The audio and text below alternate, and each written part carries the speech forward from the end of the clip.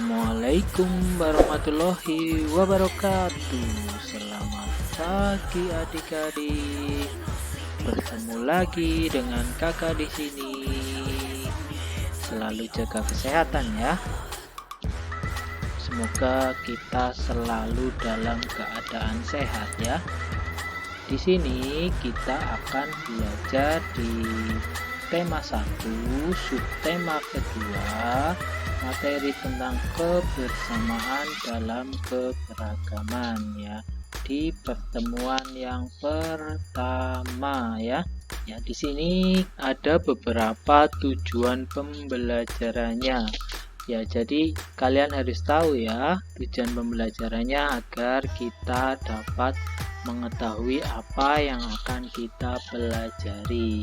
Tujuan pembelajaran yang pertama, kita mampu mengidentifikasi gagasan pokok dan gagasan pendukung setiap paragraf dari teks tulis dengan mandiri. Jadi ini masih di muatan bahasa Indonesia ya. Jadi masih seperti pembelajaran yang sebelumnya ya, tentang gagasan pokok dan gagasan pendukung. Yang kedua, mampu menyajikan gagasan utama dan gagasan pendukung setiap paragraf dari teks tulis dalam bentuk peta pikiran dengan tepat. Ini masuk di muatan bahasa Indonesia.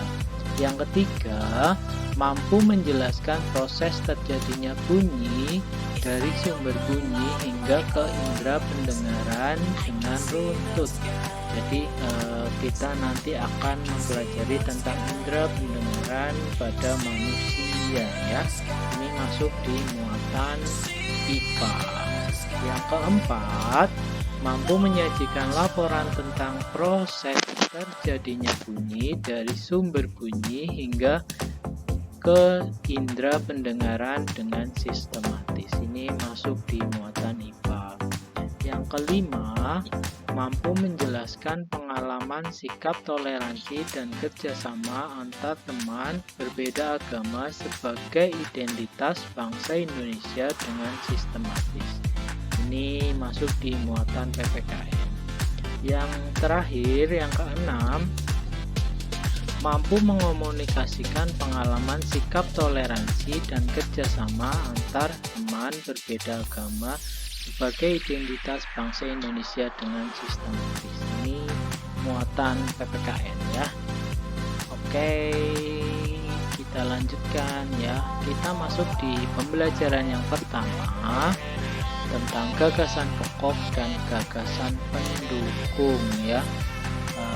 Di pertemuan sebelumnya sudah kita bahas bareng-bareng ya, apa itu gagasan pokok, apa itu gagasan pendukung. Gagasan pokok adalah ide utama yang dibahas dalam suatu bacaan, dapat berupa kalimat inti atau berupa pokok paragraf. Jadi inti dari sebuah paragraf. Yang selanjutnya itu gagasan pendukung. Gagasan pendukung adalah uraian atau tambahan informasi untuk gagasan pokok. Jadi gagasan pendukung itu melengkapi dari gagasan pokok. Masih seperti pertemuan yang sebelumnya ya. Coba kita lihat teks berikutnya. Ini ada teks tentang suku, budaya, dan agama yang berbeda tidak menghalangi Udin, Siti, Dayu, Beni, Lani, dan Edo menjalani kebersamaan. Mereka berbagi cerita tentang budaya masing-masing dan saling belajar. Hari-hari mereka penuh keceriaan dalam kebersamaan. Hari ini mereka berkumpul bersama untuk bekerja sama. Contoh keberagaman mereka ya, walaupun berbeda agama mereka tetap saling bekerja sama. Contoh teksnya ya, ini bekerja sama dalam keberagaman. Coba nanti kita cari mana gagasan pokok dan mana gagasan pendukung ya. Ini coba ini kita baca bareng-bareng ya. Edo dan kelima temannya mendapat tugas untuk melakukan percobaan tentang bunyi. Sepulang sekolah, mereka berkumpul di rumahnya.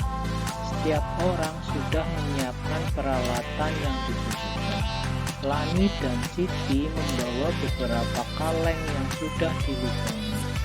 Udin dan Beni membawa benang kasur. Mereka berkumpul di halaman depan rumah. Keenam sekawan siap bekerja sama melakukan percobaan. Coba kira-kira mana ya gagasan pokok, mana gagasan pendukung.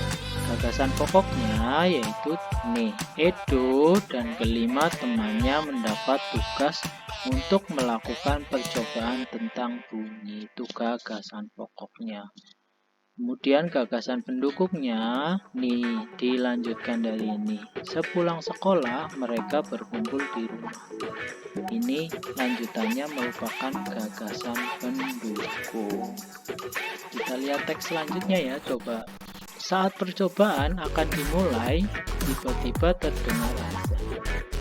Siti dan Udin meminta izin teman-temannya untuk sholat. Teman-temannya mengizinkan mereka untuk melakukan ibadah. Edo meminjamkan ruang makannya untuk digunakan Siti dan Udin sholat. Meskipun Edo beragama Katolik, ia tidak keberatan rumahnya dipakai untuk sholat. Beni yang beragama Kristen, Dayu yang beragama Hindu, dan Lani yang beragama Buddha menunggu dengan sabar temannya beribadah. Keenam sahabat selalu menghargai sahabatnya. Coba di paragraf kedua ini membahas tentang keberagaman ya. Ini ada yang beragama Kristen, ada yang beragama Hindu, ada yang beragama Buddha. Kemudian terdengar azan, berarti kalau Siti dan Udin itu beragama Islam ya. Ini salah satu keberagaman yang ada di Indonesia. Jadi sikap saling menghargai. Coba kira-kira gagasan pokoknya yang mana ya dari teks paragraf kedua. Coba ya, gagasan pokok dan gagasan pendukungnya yang mana? Pasti sudah bisa ya, karena di pertemuan sebelumnya sudah membahas tentang ini. Betul sekali ya. Saat percobaan akan dimulai, tiba-tiba terdengar azan. Itu gagasan pokoknya. Kemudian gagasan pendukungnya, Siti dan Udin meminta izin teman-temannya untuk sholat. Itu gagasan pendukungnya. Itu ya, sudah bisa ya.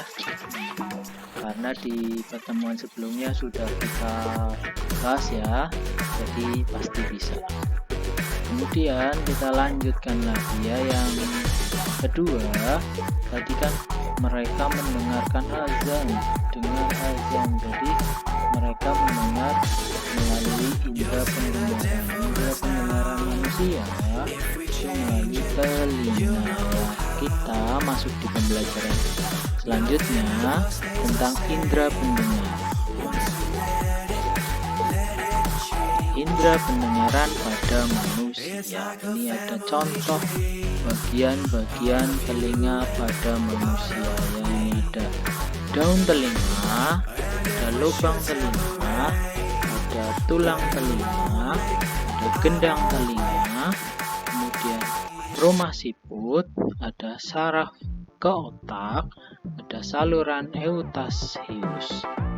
Ini adalah contoh bagian-bagian telinga yang ada pada manusia ya.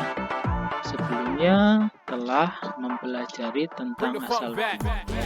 Jadi ada asal bunyi dari suara azan ya, sumber bunyinya dari azan, suara toa ya. Sebelumnya telah mempelajari asal bunyi. Asal bunyi yaitu dari benda yang bergetar. Jadi bunyi itu merupakan benda yang bergetar. Misalnya nih seperti gitar yang dipetik, kendang yang dipukul, itu merupakan asal bunyi ya. Kemudian didengar oleh telinga kita, telinga manusia.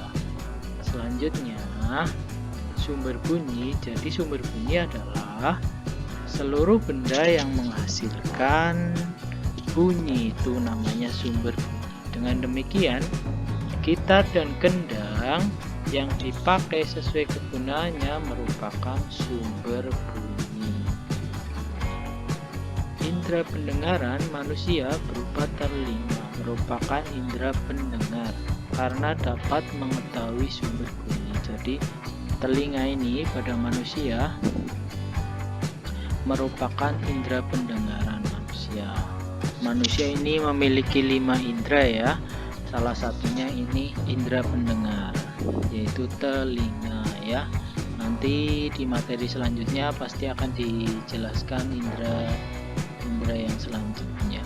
Yang sekarang kita menjelaskan tentang indra pendengar pada manusia. Ini ada bagian-bagian dari telinga. Coba kita simak ya baik-baik. Proses terjadinya bunyi. Proses terjadinya bunyi hingga terdengar oleh kita dimulai dari adanya sumber bunyi. Sumber bunyi merambat melalui udara, kemudian ditangkap oleh telinga bagian luar. Jadi awal-awal itu ditangkap oleh telinga bagian luar. Peristiwa ini akan membuat gendang telinga mengalami getaran. Ini gendang telinga. Ini namanya gendang telinga ya. Dan selanjutnya suara diteruskan ke tulang pendengaran, kemudian sampai di rumah siput. Setelah lewat gendang telinga, ini sampai di rumah siput. Pada bagian ini ada cairan yang menggetarkan ujung saraf pendengaran. Ujung saraf pendengaran akan menyampaikan informasi melalui saraf pendengaran dan informasi ini akan disampaikan ke otak. Setelah dari rumah siput, kemudian disampaikan ke saraf, dari saraf ke otak. Dan yang terakhir, otak akan menerjemahkan informasi sebagai suatu bunyi atau suara. Ya, seperti itu ya proses dari telinga kita menangkap sumber bunyi atau suara, kemudian diteruskan ke otak seperti itu. Ini ada percobaan ya, percobaan sumber bunyi. Tujuannya mengidentifikasi sumber bunyi dan tempat bunyi berasal.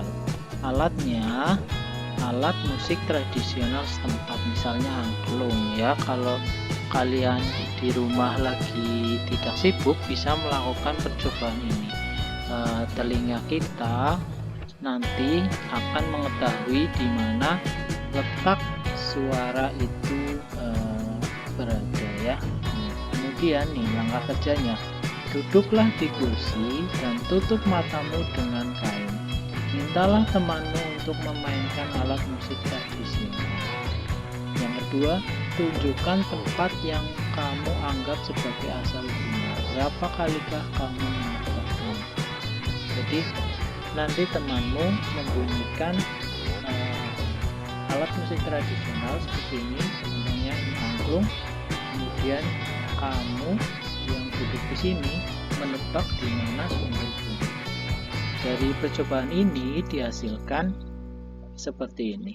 Anak yang melakukan percobaan ini pasti setidaknya ada beberapa hasil yang menunjukkan bahwa kalian bisa mencari sumber bunyi. Di mana sumber bunyi itu dibunyikan. Seperti pada gambar menggunakan angklung, anak tersebut akan bisa menebak di mana sumber bunyi itu dibunyikan. Di sampingnya, di depannya, atau di belakangnya. Hal ini membuktikan telinga manusia bisa mendengar sumber bunyi atau suara. Seperti itu adik-adik. Ya, yang di rumah yang memiliki waktu luang bisa mencoba ya melakukan percobaan seperti pada gambar di samping. Oke, selanjutnya setelah kalian mendengarkan tentang sumber bunyi, tadi kan ada azan dan perbedaan keragaman agama ya, ada yang beragama Islam, Kristen, Buddha, Katolik seperti itu. Ini merupakan sikap toleransi antar beragama ya, dan kerjasama. Jadi adik-adik di sini harus saling bertoleransi ya, walaupun berbeda keyakinan tetap harus saling menghargai. Ya, selanjutnya ya, sikap toleransi dan kerjasama. Toleransi di sini, toleransi adalah suatu sikap yang membiarkan atau memberi kebebasan kepada seseorang untuk melakukan sesuatu yang diinginkan.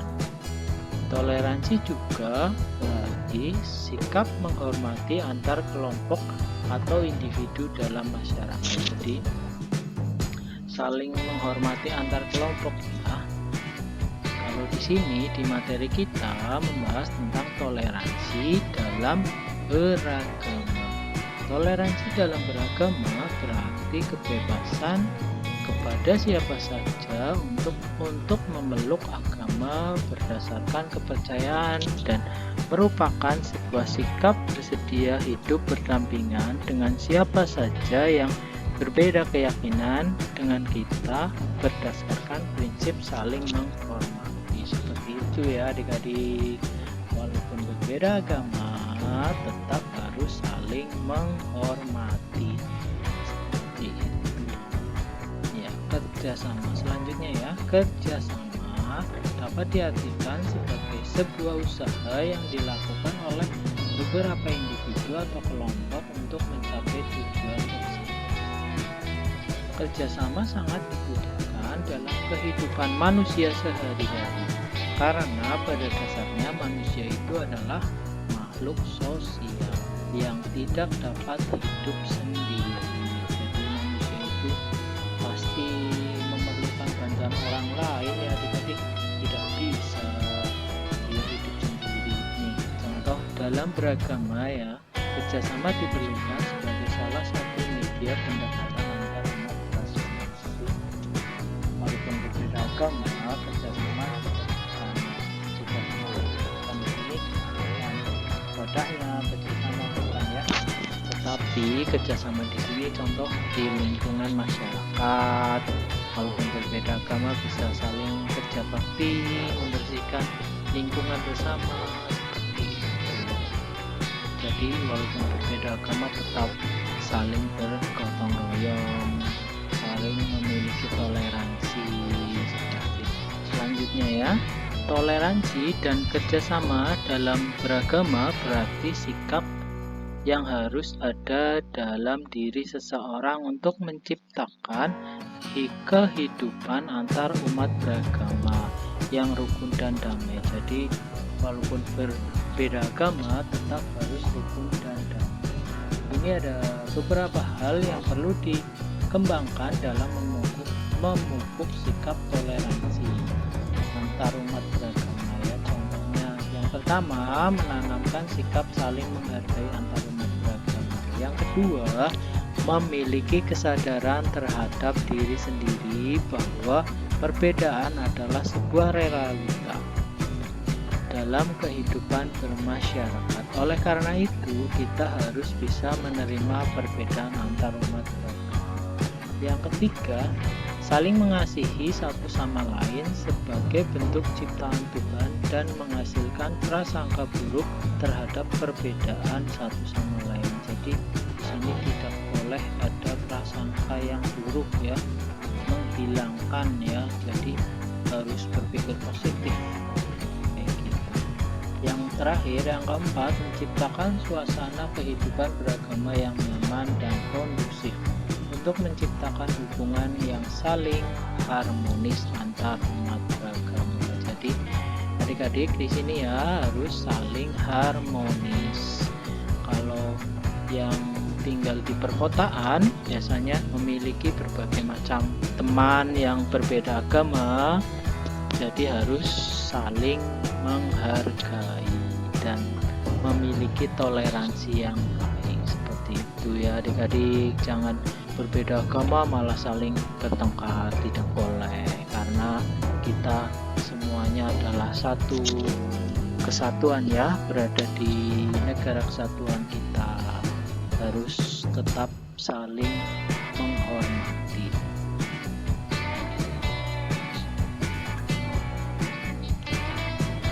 Ya, ini ada contoh ya, contoh cerita tentang perbedaan agama. Coba kita simak baik-baik ya. Belajar dari cerita. Pak Burhan selalu memulai kegiatan di kelas dengan berbagai cerita. Bukan Pak Burhan yang bercerita, tetapi anak-anak di kelas bergantian bercerita. Berbagai cerita selalu dinantikan oleh anak-anak. Semua ingin memperoleh kesempatan bercerita. Jadi di sini anak-anak bercerita ya di kelas. Pagi ini Pak Burhan mengajak anak-anak berbagi cerita seputar hari raya. Sehari sebelum hari raya Natal, yaitu tanggal 24 Desember, aku dan keluarga berkumpul di rumah Opa. Ujar Opa, di hari itu Oma pasti memasak makanan spesial yang jarang dimasaknya di hari raya. Papeda juga menjadi makanan spesial yang terhidang di malam Natal. Kami sekeluarga berkumpul hingga larut malam dan mengakhiri malam dengan berdoa. Nah, kalau di hari Natal pada tanggal 25 Desember, kami sekeluarga pergi beribadah Natal di gereja ya. Kalau yang beragama Kristen ya, contohnya hari rayanya ya pada tanggal 25 Desember itu ya. Selanjutnya, wah ternyata hampir sama seperti hari raya Idul Fitri, ujar Siti. Kami pun di hari raya Idul Fitri selalu berkumpul dan saling memohon maaf dengan kerabat dan saudara setelah ibadah di masjid. Tambah di sini Siti beragama Islam ya, mereka bercerita juga. Selanjutnya, iya ya, sama seperti Edo pada hari Natal, saat Idul Fitri juga selalu ada makanan spesial, yaitu ketupat dan opor ayam. Udin menambahkan komentar Siti. Kemudian Udin nih ditambahkan, di Bali menjelang hari raya Galungan, seluruh kampung selalu ramai, dihiasi oleh penjor atau janur yang tinggi. Kami sekeluarga lebih sering pulang ke Bali menjelang hari raya Galungan agar bisa berkumpul dengan sanak saudara di sana. Sebelum merayakan bersama, keluarga melakukan kegiatan ibadah di pura dan ibadah di pura pada pagi hari, kata Dali. Ini contoh ya, contoh tentang perbedaan agama. Selanjutnya, semua sudah bercerita, aku juga mau bercerita. Boleh ya, hari ini banyak yang berbagi cerita Buntalan. Pak Burhan dan teman-teman sekelas tertawa. Tentu saja boleh lah nih, ayo sekarang giliranmu bercerita, ucap Pak Burhan. Nah, kamu pasti belum pernah mendengar cerita tentang kebiasaan keluargaku di hari raya Waisak. Sebenarnya sih tidak banyak berbeda. Ibu dan nenekku biasanya juga membuat masakan spesial menjelang hari raya Waisak. Saat ini nenekku yang paling tua, jadi semua keluarga akan datang ke rumahku untuk berkumpul pada hari raya Waisak. Selain menyediakan makan untuk keluarga, pada hari tersebut biasanya kami pun berbuat kebaikan bagi orang lain yang membutuhkan. Wihara, rumah ibadah pun dipenuhi cahaya lilin dari umat yang hadir untuk menjalankan ritual ibadah di sana. Lani mengaku. Ya, itu tadi contoh ya, contoh cerita tentang berbagai agama yang ada di Indonesia. Jadi di sini banyak ya, ada beberapa ya adik-adik mereka saling menghargai berbeda dan memiliki sikap toleransi yang baik. Tuh ya adik-adik, kita lanjutkan ya. Di sini Indonesia adalah salah satu negara yang memiliki beragam aliran dan kepercayaan ya. Di sini Indonesia adalah salah satu negara yang memiliki beragam aliran kepercayaan dan keagamaan. Di Indonesia ya adik-adik, terdapat 6 agama yang diakui, antara lain ada Islam, Kristen, Katolik, Hindu, Buddha, dan Konghucu. Setiap agama di Indonesia memiliki hari raya keagamaan masing-masing. Ini ada beberapa hari raya dan kitab suci serta tempat ibadah di agama yang ada di Indonesia. Ini yang pertama, agama Islam. Yang kedua ada agama Hindu. Yang ketiga agama Buddha. Yang keempat ada agama Konghucu. Yang kelima ada agama Kristen. Dan yang terakhir, yang keenam, ada agama Katolik.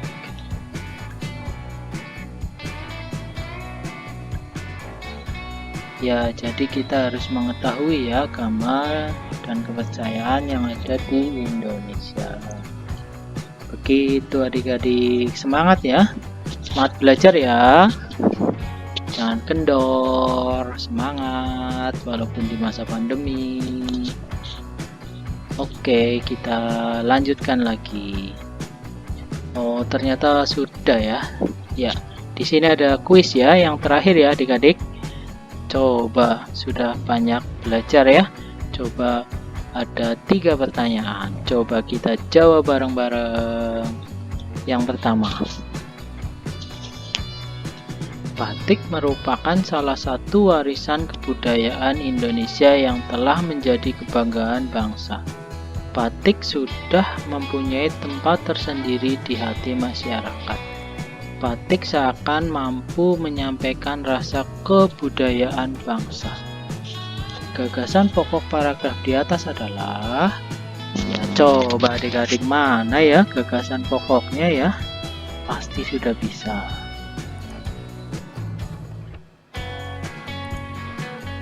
Ya, betul sekali. Pasti sudah bisa ya karena sudah sering ya.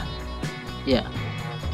Gagasan pokoknya yaitu batik merupakan salah satu warisan kebudayaan Indonesia yang telah menjadi kebanggaan bangsa. Itu gagasan pokoknya. Yang kedua, coba bagian telinga yang menangkap bunyi yang dihasilkan oleh sumber bunyi adalah, coba yang mana adik-adik?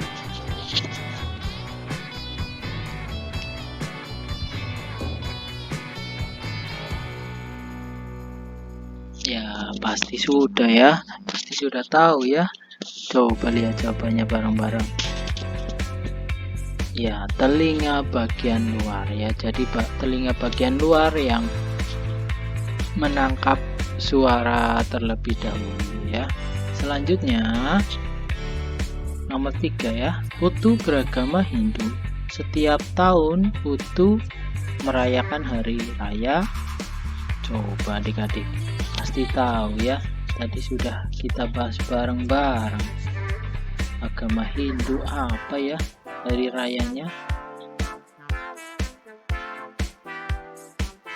Oke, pasti jawabannya sudah betul ya. Ya, Hari Raya Galungan. Pintar sekali. Oke, sudah selesai ya adik-adik materi kita hari ini. Semangat belajar ya. Ya, selalu dukung channel kakak ya. Jangan lupa subscribe, share jika video ini bermanfaat. Terima kasih ya. Sekian dari kakak di sini. Sekian. Wassalamualaikum warahmatullahi wabarakatuh. Jangan lupa ya, subscribe, share, supaya channel kakak semakin berkembang. Terima kasih.